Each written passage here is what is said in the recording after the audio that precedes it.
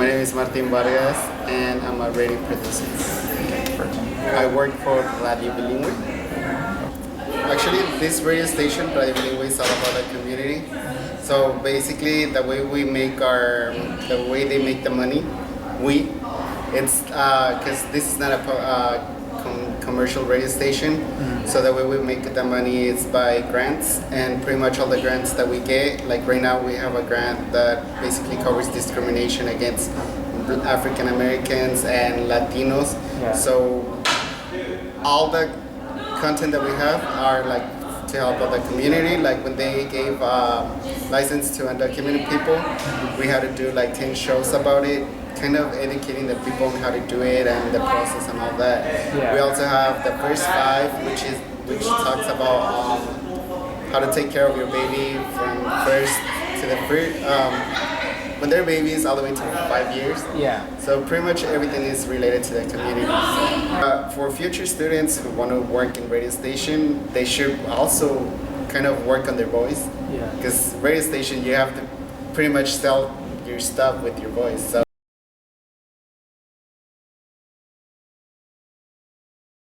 Kevin Figures, Cal State LA alum, class of 2010. Yeah, it's tough because now you mentioned internet radio and there's a lot of streaming, and so we've kind of jumped into it. So if nothing else, we've kind of just gone with the flow. As new media technologies come in and as ways to attract sponsors and things of that nature evolve, we have to evolve with it or we'll get left behind. So the majority of our audience is still from people. The people are still in cars. People still drive. So you have to turn your radio on. Now I know you can. They have USB ports in new cars now, so you can always plug in your iPad or your iPhone or whatnot. Yeah. So what it is now, a lot of local stations have apps. Or if you join a larger app, like the company I work for, iHeartMedia, they have an iHeartMedia app where every single station within the entire company is on that app. You click on it, you just search whatever city you want, or whatever call letters that you want. You can listen to whatever radio station you want to in whatever market that you live in. So I think the important part is to just not fall behind. And I think that's one thing that a lot of radio stations, I know our company in particular, has tried to stay out ahead of, is to make sure we don't get passed by and make sure we stay on top of tweeting things out, or Facebook back in the day when that was blowing up, you know. Yeah. So always staying kind of one step ahead, or at least flowing with the times and not falling behind is very important. Well, we try to since you're asking, like, how do we keep listeners, or like, how do we influence them to come to stay with us as opposed to going somewhere else? You know, like, what makes you different from other radio stations? Well, we try to, and that goes back to us being as far as more entertainment than hardcore sports and things of that nature. Trying to have the best guests that we possibly can, the best guest lineup, the most creative segments. Trying to be as creative as you possibly can. We try to ask ourselves before we do something, is this something that I want to listen to? You know, so it's if I'm not interested in it, then most of those people out there won't be either. Yeah. You know, so who are some of the more the biggest newsmakers in the sports world, or someone who will just be a compelling interview in general that people will want to listen to. Yeah. So that's the ultimate goal, all encapsulated within trying to be entertaining. I mean, we've had times where we've gone 45 minutes out of an hour and maybe talked 25% of that being sports. You know, but our ratings will be great because one of our hosts goes off on how his dad got drunk, and we take calls about how people are embarrassing stories about how their fathers got drunk and got in a fight with a Christmas tree and things of that nature. It's about being relatable. The biggest thing is, how can you relate to the everyman out there?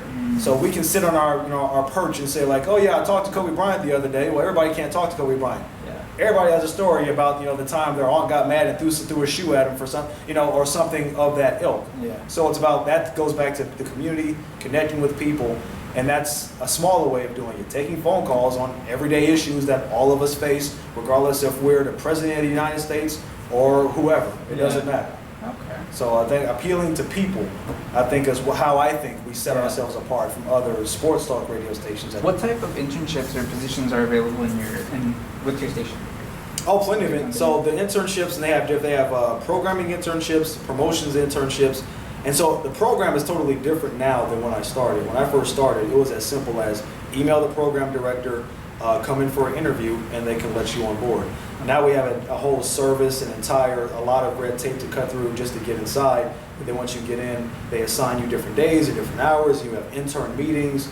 And it's better and worse in certain degrees. It's a lot better because they kind of show you the entire company, every single station. When I first started, I was only exposed to my radio station, to my sports station, and that was it. Now the interns that come in, they're required to spend time at every single radio station so they can learn how every station works, AM, FM, do some street team work, do some in-studio work, so you get kind of more of a wide range of experiences while you're there. You get to learn so much more. Yeah. So we have an internship coordinator now, which is new. We just started that position 2 years ago, I think it's been now. So we have a whole process that you have to go through to get to become an intern. I'm Professor John Beaupre. I'm the Associate Chair for Journalism in the Department of Television, Film, and Media Studies here at Cal State LA. Working in radio has entirely affected me as a teacher because, first of all, even in a production capacity, we're very concerned about telling stories. It doesn't do any good to learn how to use this equipment, these great microphones and cameras and recording devices, if we don't have anything important to say. So radio, because we are limited, I work in television as well, but working in radio, you don't have the visual to tell the story. We have to be really good at telling the story with our words, painting sound pictures, talking about stormy nights and waves crashing on the shore while the train rolls by in the background. You can hear these things and you can visualize them in ways that sometimes the literalness of video and the literalness of the images that we put on the screens kind of makes them not very deep. They're pretty easy to grasp and understand. And mind you, I love video, but radio gives you this ability to get feeling and meaning in a deeper way sometimes than I think than what television does. You know, there are some people who say today that radio has passed its golden age, the golden age being I don't know when, maybe the 50s or the early 60s.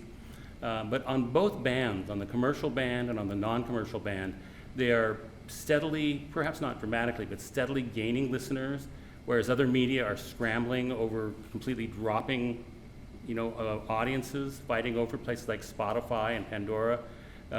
Radio actually is doing very, very well, and it's an incredibly exciting time to be doing it. When we say radio, what becomes a little bit more complicated in a wonderful way is, do we mean terrestrial radio? Do we mean the app that you can put on your smartphone to listen to a specific station? Do we mean that box with 2 dials and a couple of indicator lights on it on your desktop? We don't quite have an idea of what that means anymore, and I think that's okay.